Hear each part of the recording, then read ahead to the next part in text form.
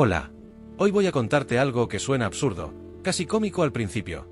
Un abuelo que cambió su caballo por un saco de garbanzos. Suena como el inicio de una broma, ¿verdad? Como esos cuentos tontos que te contaban de niño y todos se reían al final. Pero te voy a pedir algo, no te rías todavía. Porque esta historia empieza con risas, sí, pero termina en un lugar donde la risa se apaga para siempre. Esto pasó en un pueblo pequeño de la provincia de Murcia, en España. Un lugar donde todos se conocen, donde las casas son de piedra blanca y los veranos son tan calientes que el aire tiembla sobre los campos de olivos. El pueblo se llama Casas Viejas, aunque en los mapas oficiales tiene otro nombre. Pero la gente del lugar siempre lo llamó así, Casas Viejas, porque las construcciones son antiguas, algunas del siglo XVII, con techos de tejas rojas y patios interiores donde crecen limoneros. En ese pueblo vivía un hombre al que todos conocían como el abuelo Matías. No era realmente el abuelo de todo el mundo, claro, pero así le decían. Tenía 82 años cuando esto comenzó, en el verano de 2003. Era un hombre delgado, encorvado por los años trabajando en el campo, con manos nudosas y una barba blanca que siempre llevaba recortada. Usaba el mismo sombrero de paja desde hacía décadas, con una banda oscura manchada de sudor. Matías vivía solo en una casa a las afueras del pueblo, junto al camino que llevaba a las tierras de cultivo. Su esposa había muerto 15 años atrás, y sus 3 hijos se habían ido a Madrid y Barcelona, visitándolo solo en Navidad y algún fin de semana esporádico. Pero Matías no parecía sentirse solo. Tenía su rutina, su pequeño huerto, sus gallinas, y sobre todo, tenía a Trueno. Trueno era su caballo. Un animal magnífico, de pelaje castaño oscuro con una mancha blanca en la frente, fuerte y leal. Matías lo había tenido durante 18 años. Ya no lo usaba para trabajar, porque ya no trabajaba, pero lo cuidaba como si fuera un miembro de su familia. Todas las mañanas salía a cepillarlo, le daba de comer, le hablaba. La gente del pueblo decía que Matías quería más a ese caballo que a sus propios hijos. Y luego estaba la tienda de Ramón. Ramón era el tendero del pueblo, un hombre de unos 50 años, gordo, siempre sudoroso, con una risa fuerte que se escuchaba desde la calle. Su tienda era el centro social del pueblo. No era solo un lugar para comprar pan y aceite, era donde la gente se reunía a chismear, a discutir sobre fútbol, a quejarse del calor. Ramón conocía todos los secretos del pueblo, todas las historias, y le encantaba compartirlas con quien quisiera escuchar. Ramón tenía un sentido del humor cruel. No malvado, pero sí cruel. Le gustaba hacer bromas pesadas, reírse de la gente, especialmente de los mayores. Y Matías era uno de sus blancos favoritos. Todo comenzó un martes de julio. Matías entró en la tienda de Ramón, como hacía todas las semanas, para comprar algunas provisiones. Pan, aceite, un poco de jamón, lo básico. Mientras Ramón le preparaba el pedido, empezaron a hablar. Era una conversación normal al principio, sobre el calor, sobre lo mal que iba la cosecha ese año. Y entonces Ramón, con esa sonrisa suya que nunca alcanzaba los ojos, le dijo: «Oye, Matías, ¿sigues perdiendo el tiempo con ese caballo viejo?» Matías frunció el ceño. «Trueno no es viejo. Está fuerte como siempre. Hombre, tiene que tener, ¿qué, 20 años ya? Eso es muy viejo para un caballo.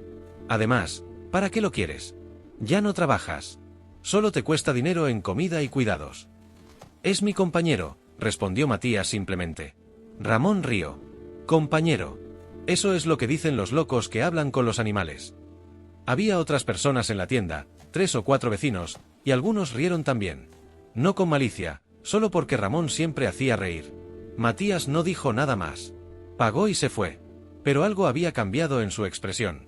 Algo pequeño, casi imperceptible, pero las personas que lo conocían bien habrían notado una dureza nueva en sus ojos. Durante las siguientes semanas, Ramón continuó con sus bromas.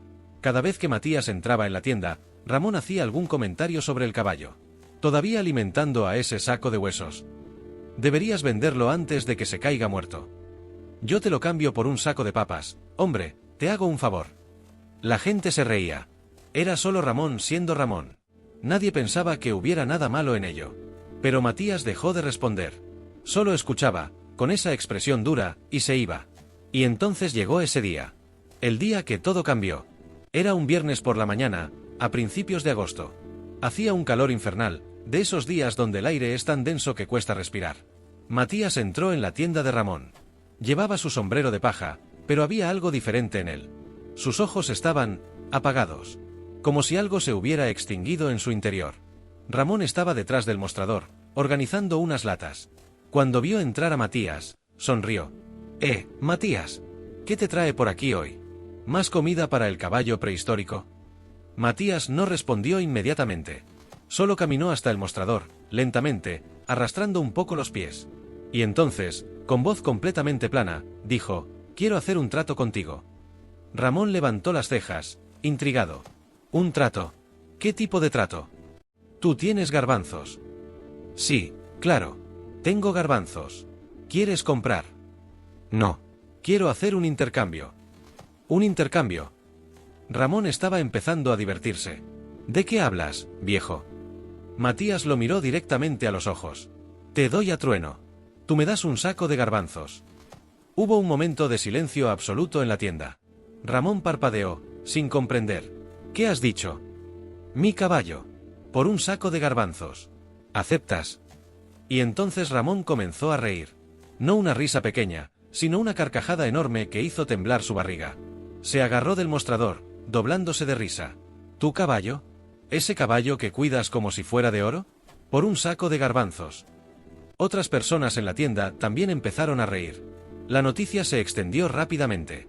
En cuestión de minutos, había una docena de personas en la tienda, todos riéndose, haciendo bromas. «¿Está loco el viejo? ¿Un caballo por garbanzos? Eso sí que es un mal negocio». «Ramón, acéptale, te está regalando el caballo». Ramón, todavía riendo, dijo: «Matías, ¿estás bien de la cabeza? Ese caballo vale, no sé, ¿1.000 euros? ¿2.000? Y tú lo quieres cambiar por un saco de garbanzos que cuesta 15 euros. Matías no cambió de expresión. «¿Aceptas o no?» Ramón dejó de reír. Miró a Matías, tratando de entender si era una broma, pero la expresión del viejo era completamente seria. No había ni un atisbo de humor en su rostro. «¿Estás hablando en serio?», dijo Ramón, más como una afirmación que como una pregunta. «Completamente». Ramón miró a los demás en la tienda, todos esperando su respuesta. Su sentido del humor cruel se apoderó de él. Esta era demasiado buena para dejarla pasar. «Está bien, viejo. Trato hecho. Tu caballo por un saco de garbanzos». Extendió la mano. Matías la estrechó. Su apretón era firme, frío. «Tráelo mañana por la mañana», dijo Ramón. «Y te daré tus garbanzos». Matías asintió y se fue sin decir nada más. La tienda explotó en risas de nuevo. La gente no podía creer lo que acababa de pasar. El abuelo Matías, que adoraba a su caballo más que a nada en el mundo, lo iba a cambiar por un saco de garbanzos. Era la historia más ridícula que habían escuchado en años. Para la hora de comer, todo el pueblo sabía lo que había pasado. La gente paraba a Ramón en la calle para preguntarle si era verdad. Algunos pensaban que Matías había perdido la cabeza por completo. Otros decían que tal vez estaba enfermo y ya no podía cuidar del caballo. Pero nadie, absolutamente nadie, pensó que pudiera haber algo más detrás. Al día siguiente, sábado, a las 8 de la mañana, Matías apareció frente a la tienda de Ramón con trueno. El caballo caminaba tranquilo, confiado, siguiendo a su dueño como siempre lo había hecho. Ramón salió de la tienda con una sonrisa enorme. Ya había reunido a algunos amigos para presenciar el momento. Querían verlo, querían ser testigos de esta locura. «Ahí está. El hombre que cambió su caballo por garbanzos», gritó uno de los amigos de Ramón, y todos rieron. Matías no reaccionó. Simplemente le entregó las riendas de trueno a Ramón. El caballo pareció confundido, moviendo la cabeza, buscando a Matías con los ojos. Ramón tomó las riendas y le entregó a Matías un saco de garbanzos. Un saco normal, de yute, que pesaba unos 20 kilos. «Aquí tienes, Matías. El mejor saco de garbanzos que tengo. Espero que te sirvan». Matías tomó el saco sin decir palabra. Lo cargó sobre su hombro, dio media vuelta y comenzó a caminar de regreso a su casa. Detrás de él, Trueno relinchó. Un sonido largo, casi como un lamento. El caballo intentó seguir a Matías, tirando de las riendas, pero Ramón lo sujetó con fuerza. Matías no se volteó. Ni una sola vez. Simplemente siguió caminando hasta que desapareció por el camino. La gente en la calle no sabía si reír o sentirse incómoda. Había algo en la forma en que Matías se había ido, algo en el sonido del caballo llamándolo, que hacía que la broma se sintiera menos graciosa de repente. Pero Ramón seguía riendo. «Bueno, muchachos, parece que ahora tengo un caballo. ¿Alguien quiere comprarlo? Les hago precio». Durante el resto del día, la historia circuló por todo el pueblo. Se convirtió en el chisme principal. La gente llamaba a familiares en otros pueblos para contarles. «No vas a creer lo que hizo el viejo Matías». Algunos fueron a la casa de Matías para preguntarle si estaba bien, si necesitaba ayuda. Pero cuando llegaron, encontraron la puerta cerrada. Matías no respondía. Su camioneta estaba en el garaje, así que sabían que estaba dentro, pero simplemente no abría. «Déjenlo», dijo alguien. «Probablemente está avergonzado. Ya se le pasará». Ramón, por su parte, no sabía qué hacer con el caballo. Lo ató en un terreno vacío detrás de su tienda, le dio agua y algo de heno. Pensó en venderlo, pero también le divertía la idea de quedárselo solo para poder seguir contando la historia de cómo lo había conseguido. Esa noche, todo parecía normal en Casas Viejas. La gente cenó, vio televisión, se fue a dormir. El calor del verano hacía que muchos dejaran las ventanas abiertas para que entrara algo de brisa. Y entonces, a las 3 de la madrugada, comenzó. El primer grito vino de la casa de los Navarro, una familia que vivía en el centro del pueblo. Ana Navarro se despertó gritando, despertando a su esposo y a sus 2 hijos. Decía que había alguien en su habitación, que había visto una figura de pie junto a su cama, mirándola. Su esposo, Javier, encendió las luces. No había nadie. Revisaron toda la casa. Las puertas estaban cerradas, las ventanas aseguradas. Nada. Fue una pesadilla, le dijo Javier a su esposa. Solo fue un mal sueño. Pero Ana insistía. No fue un sueño. Lo vi. Era como una sombra, pero tenía forma. Y me estaba mirando. Media hora después, en otra casa al otro lado del pueblo, lo mismo. El señor Pascual, un hombre de 70 años que vivía solo, llamó a la policía diciendo que había un intruso en su casa. Cuando llegaron los 2 policías del pueblo, no encontraron nada. Ninguna señal de entrada forzada, nada fuera de lugar. Tal vez fue un gato, sugirió uno de los policías. O el viento. No fue el maldito viento, gritó Pascual. Vi a alguien de pie en mi pasillo. Una figura oscura. Y luego pasó de nuevo. Y de nuevo. Y de nuevo. Para el amanecer del domingo, 6 familias diferentes habían reportado haber visto algo en sus casas durante la noche. Todas describían lo mismo, una figura oscura, sin rostro definido, que simplemente estaba ahí, mirando, y que desaparecía cuando encendían las luces o gritaban. El pueblo amaneció nervioso. La gente se reunió en la plaza, intercambiando historias, tratando de entender qué estaba pasando. Algunos pensaban que era un ladrón. Otros hablaban de sonambulismo masivo. Los más religiosos mencionaban demonios. Pero nadie conectó estos eventos con Matías. Todavía no. Ramón tampoco había dormido bien. No por haber visto nada, sino porque Trueno, el caballo, había estado inquieto toda la noche. Relinchando, pateando el suelo, como si algo lo perturbara. Ramón tuvo que salir 2 veces para calmarlo. El domingo por la tarde, Matías salió de su casa por primera vez desde el intercambio.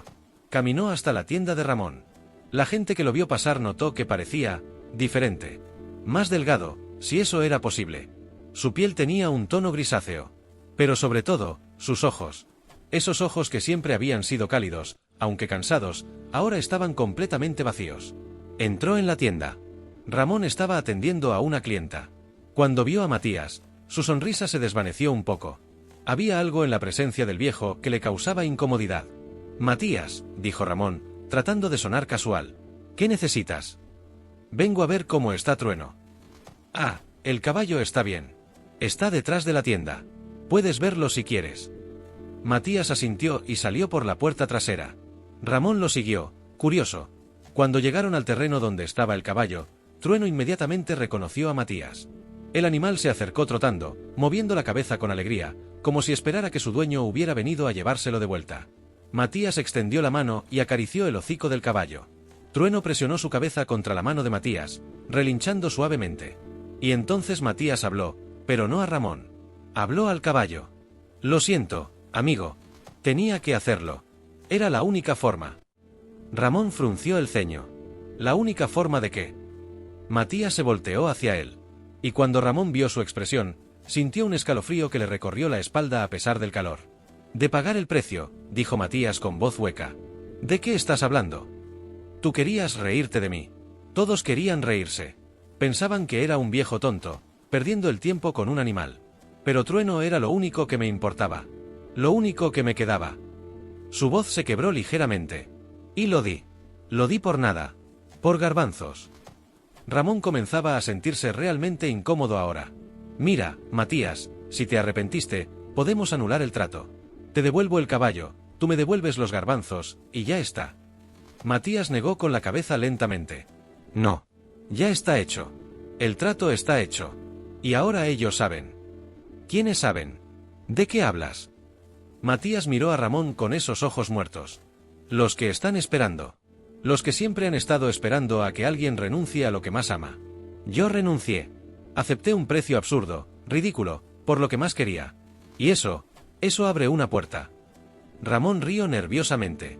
Estás hablando locuras, viejo. Sí. Entonces, ¿por qué la gente ve sombras en sus casas? ¿Por qué nadie pudo dormir anoche? Ramón palideció. ¿Cómo sabes eso? Porque es solo el principio.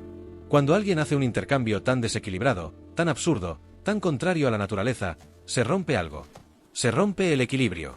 Y las cosas que viven en los espacios rotos pueden entrar. Estás loco. Matías sonrió, pero no fue una sonrisa humana.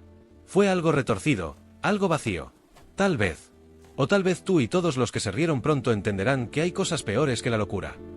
Se dio la vuelta y comenzó a caminar hacia la salida. «Espera», gritó Ramón. «¿Qué se supone que debo hacer?»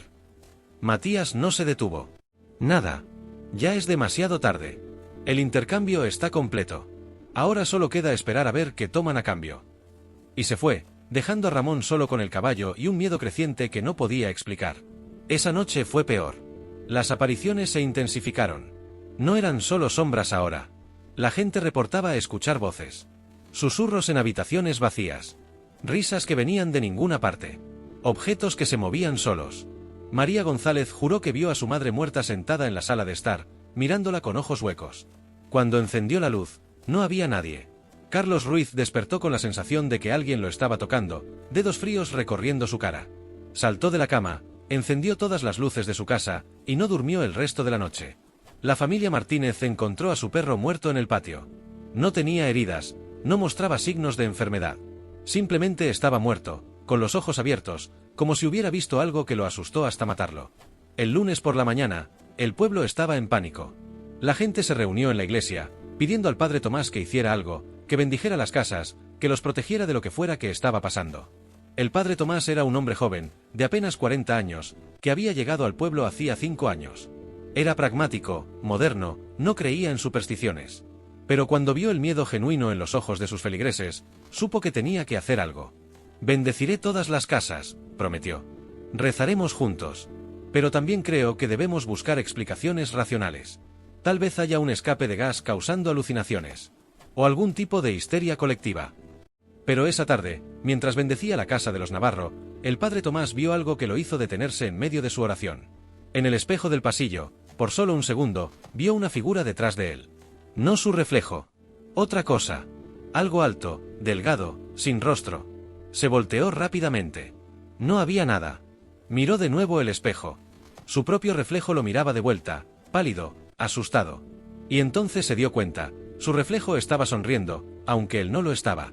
Dejó caer su libro de oraciones y salió corriendo de la casa. Esa noche, el padre Tomás no salió de la iglesia. Se encerró en la sacristía, rezando sin parar, con todas las velas encendidas, hasta que amaneció. Fue entonces cuando alguien finalmente hizo la conexión. Era Carmen, la dueña del bar del pueblo, una mujer astuta que siempre había sido observadora. Estaba hablando con un grupo de vecinos cuando dijo: «Todo esto empezó después de que Matías hiciera ese intercambio estúpido. ¿No les parece extraño?» La gente se detuvo. Pensaron en ello. «No seas ridícula», dijo alguien. «¿Qué tiene que ver cambiar un caballo por garbanzos con esto?»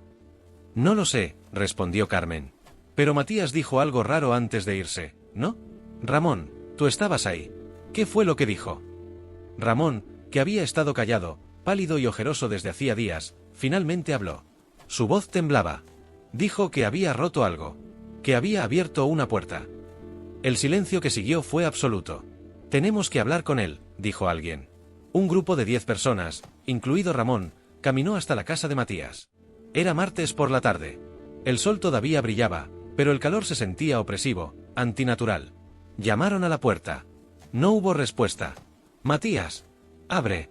Tenemos que hablar», gritó Ramón. Silencio. Intentaron abrir la puerta. Estaba cerrada con llave. «Vamos a entrar por la fuerza», dijo Javier Navarro. «Si está ahí dentro, enfermo o peor, necesitamos saberlo». Forzaron la puerta.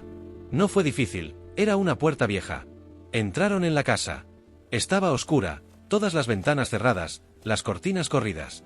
El aire estaba viciado, olía a humedad y algo más, algo dulzón y desagradable. «Matías», llamó Carmen. Revisaron la sala, la cocina.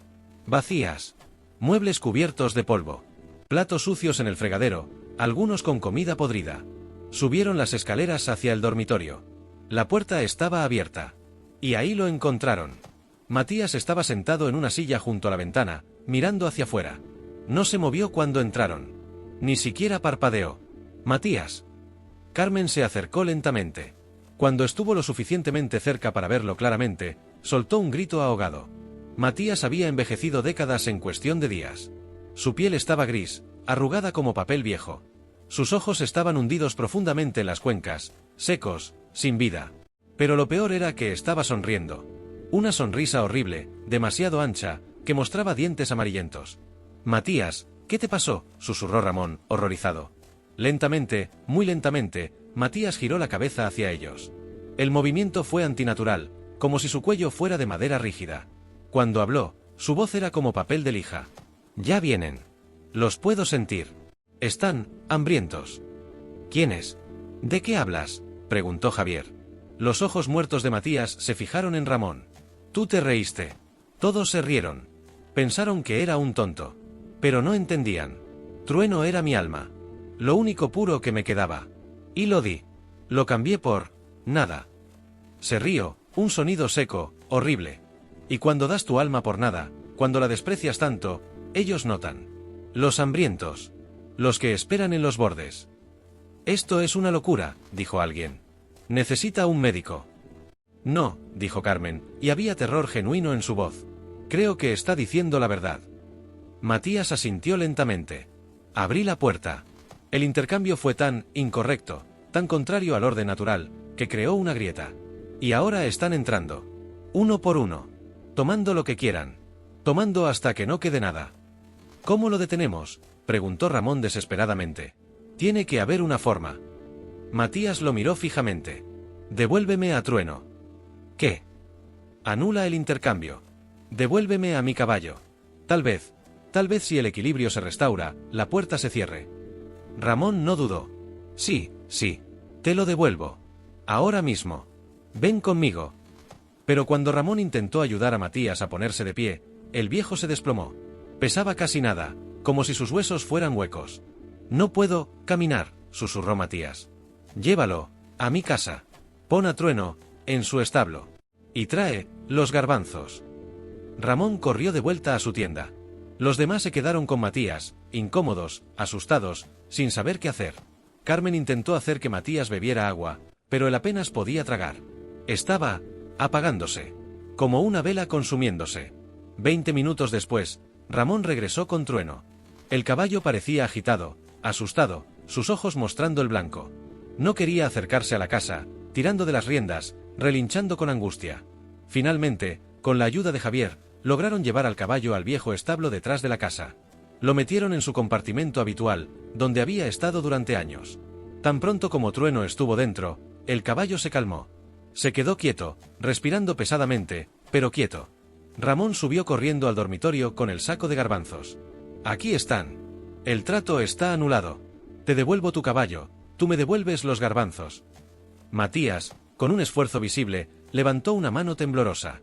Ramón puso el saco en el suelo junto a él. «Está hecho», susurró Matías. Y entonces, algo cambió en el aire.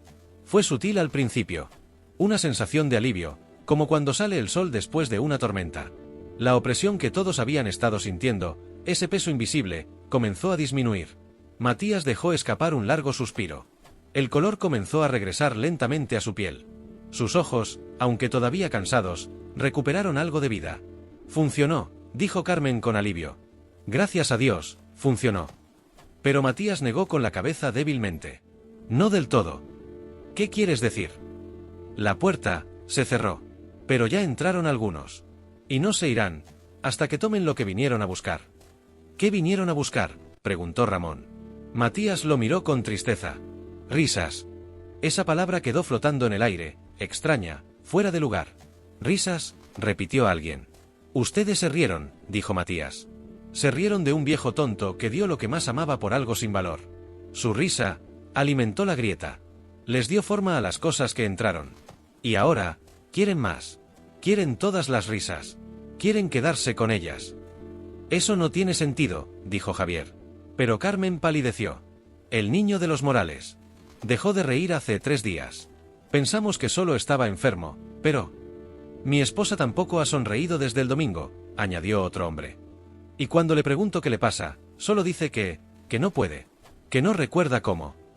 Uno por uno, los presentes comenzaron a compartir observaciones similares. Gente que conocían, que siempre había sido alegre, que ahora estaban apagados. Sin expresión. Sin capacidad para reír o sonreír. Dios mío, susurró Ramón. ¿Qué hemos hecho? Durante los siguientes días, la situación empeoró.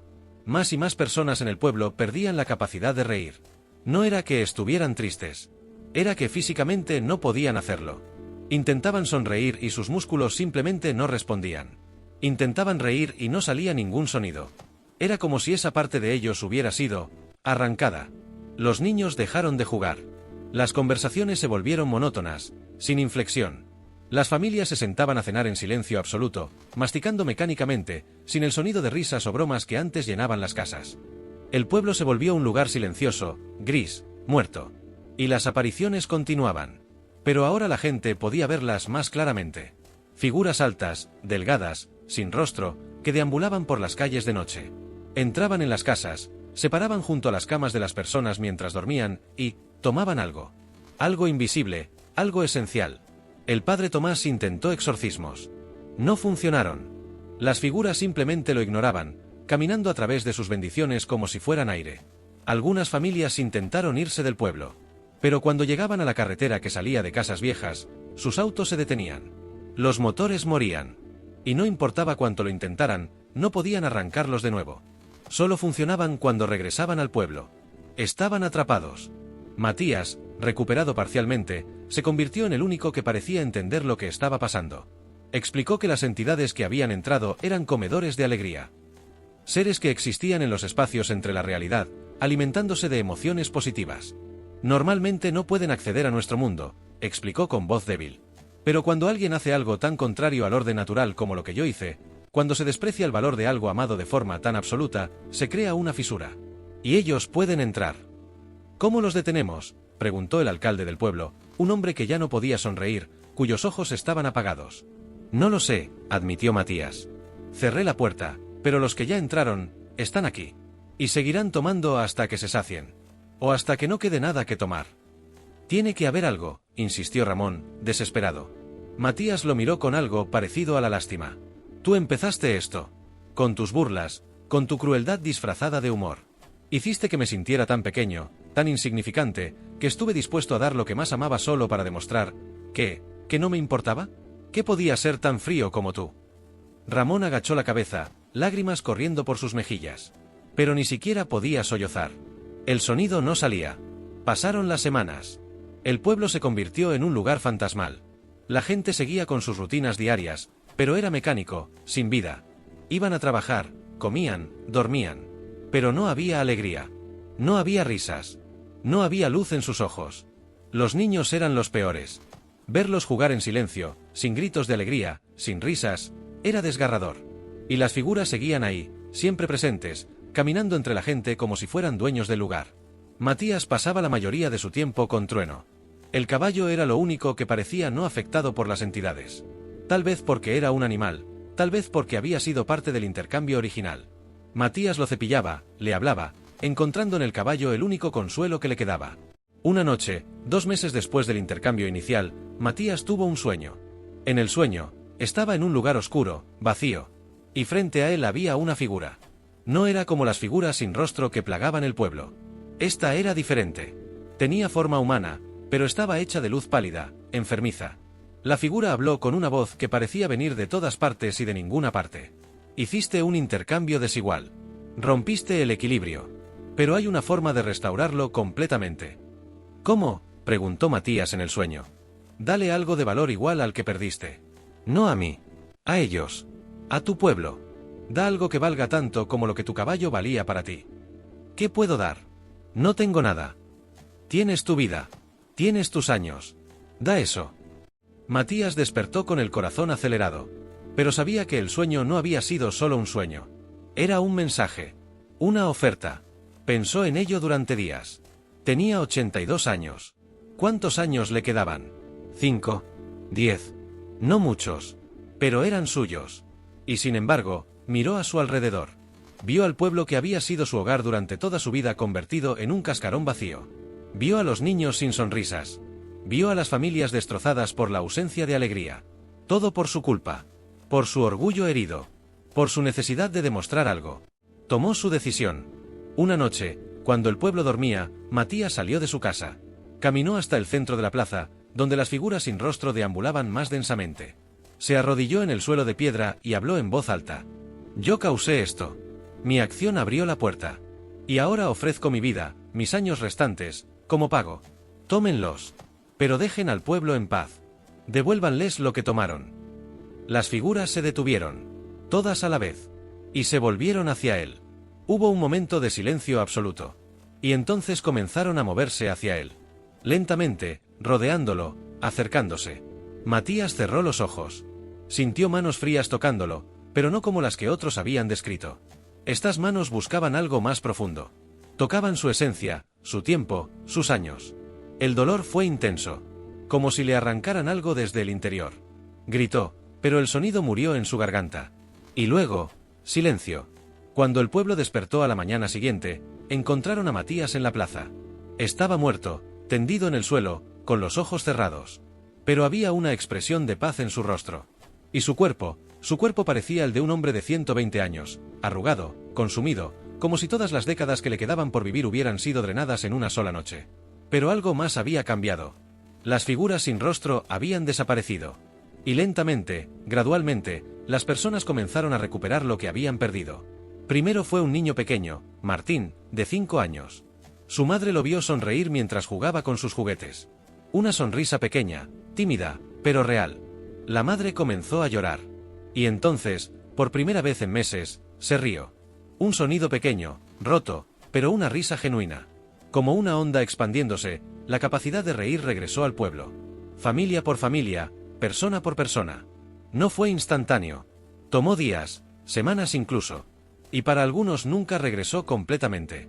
Quedaron marcas, cicatrices invisibles de lo que había sido tomado. Pero la vida volvió. La alegría, aunque frágil, regresó. Enterraron a Matías en el cementerio del pueblo, junto a su esposa. Y aunque su acción había causado todo el sufrimiento, también la había terminado.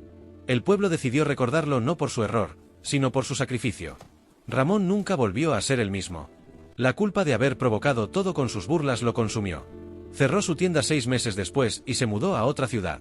Nadie en Casas Viejas volvió a saber de él. Trueno vivió el resto de sus días en el establo de Matías. Los hijos del viejo, cuando finalmente vinieron para arreglar los asuntos de su padre, descubrieron en su testamento que la casa y el caballo debían ser cuidados por el pueblo. El caballo se convirtió en una especie de monumento viviente. Los niños lo visitaban, lo cuidaban. Y aunque nadie hablaba abiertamente de por qué, todos sabían que ese caballo representaba algo importante. Algo sagrado. Trueno murió 3 años después, en paz, rodeado de gente que lo cuidó hasta el final. El pueblo nunca olvidó lo que pasó. Pero tampoco hablaban de ello con extraños. Se convirtió en un secreto compartido, una herida colectiva que sanó lentamente. Y hay algo más que quedó. Hasta el día de hoy, en Casas Viejas, la gente es extraordinariamente cuidadosa con cómo tratan a los demás. Las bromas crueles desaparecieron. La burla se convirtió en algo impensable. Porque todos recordaban lo que podía pasar cuando despreciabas lo que alguien amaba. Cuando te reías de lo sagrado para otra persona. Aprendieron que hay cosas en este mundo que responden al desequilibrio. Que hay consecuencias por la crueldad, incluso cuando parece inofensiva. Y aprendieron que la risa, esa cosa simple que todos dan por sentada, puede ser quitada. Puede ser drenada como agua de un vaso, dejándote vacío, hueco. Los años pasaron. La historia se convirtió en leyenda local. Los jóvenes que no la vivieron pensaban que era exagerada, que tal vez había sido algún tipo de histeria colectiva. Pero los viejos, los que estuvieron ahí, los que perdieron la capacidad de reír durante esos meses horribles, ellos saben la verdad. Y cuando ven a alguien siendo cruel, cuando escuchan risas a costa de otro, se ponen serios. Intervienen. Detienen la burla antes de que pueda crecer. Porque recuerdan al abuelo que cambió su caballo por garbanzos. Recuerdan cómo nadie volvió a reír. Y recuerdan que en los bordes de nuestra realidad, hay cosas esperando.